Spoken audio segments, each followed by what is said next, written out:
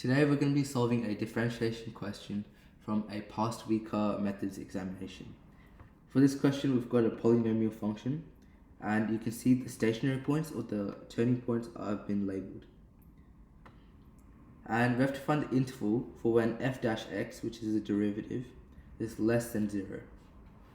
So first thing we need to identify is when f dash x or the derivative is less than 0, the gradient of all tangents is negative. So how this would be like is, let's say you have your Cartesian plane. All the tangents will be negative, so they'll look like this, in this direction basically. And if this is a positive tangent, basically it'll look like this coming up. And we can't include that into the interval because f dash x is less than 0. So we can't include these parts in our interval. So we need to find all the parts of the function where we can include the negative tangents. So let's look at our graph again. I think we can draw it out basically. We can include a negative tangent, which is like coming here. So this is a tangent. So we can include it for anything in this part. So up till that part we can include it. So we would say it'll be from -2. So -2 till -infinity. That's one of our intervals. Then let's see if we can apply the tangent, a negative tangent on this side. I don't think we can because it crosses the function and it's not a tangent. So we can't include anything from this part of so this we cannot include because it won't make a tangent with the curve. So then we can look at this part of the graph. Can we make a negative tangent? And yes, we can. So we can include up till this part of the graph. So it'll be from 1/3 till positive infinity. So now we've got our interval. So we've got this and we've got this. So let's just write that down. So negative infinity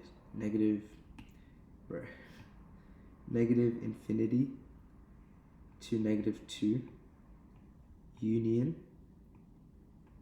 1/3 to positive infinity.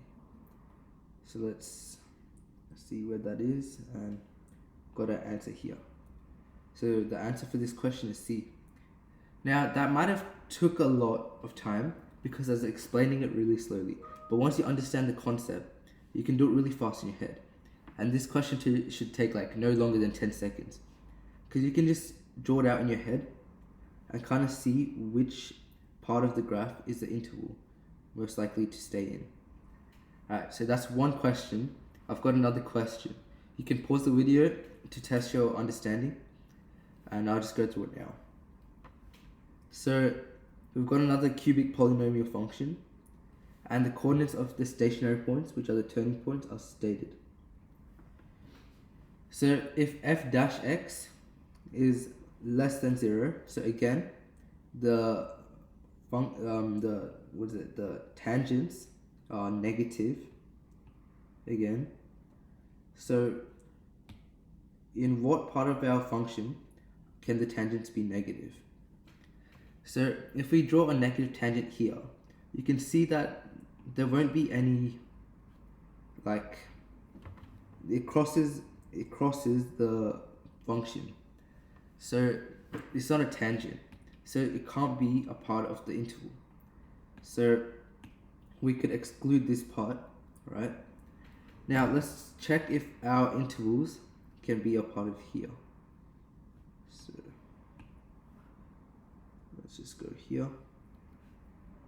So yes, you can have a negative tangent on that part because it makes a tangent and it's also negative. So we can include this part of the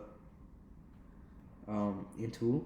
So this would be -3 till 5 on 3.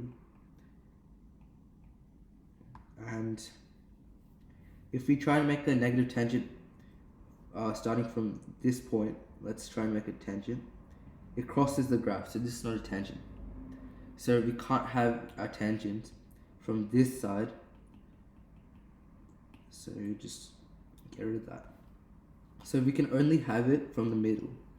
So our interval for this would be from -3 to 5 on 3. So -3 to 5 on 3, and that's our answer, D. Now, one more thing I want to clarify is why didn't we use why didn't we use these brackets? -3 and 5 on 3. Now, this is interesting because we can't include it. We can't include these points. So we have to have -3 and 5 on 3 as circular brackets. Because one thing is when the derivative is at this point right here, or whatever, right here, it's going to be the derivative is always 0, or the gradient is always 0. So f dash x at a turning point is always 0. So that's another thing to state. So it's going to be 0 at that point. So we can't include it because 0 is not negative, or well, probably not. So we have to use a circular bracket, -3, 5 on 3. So that's why our answer's like that. And same for this one, we use circular brackets because we're not including the stationary turning points because the gradient is 0 at that point. So I hope you guys understood everything. Please like and subscribe. I hope you enjoyed the video.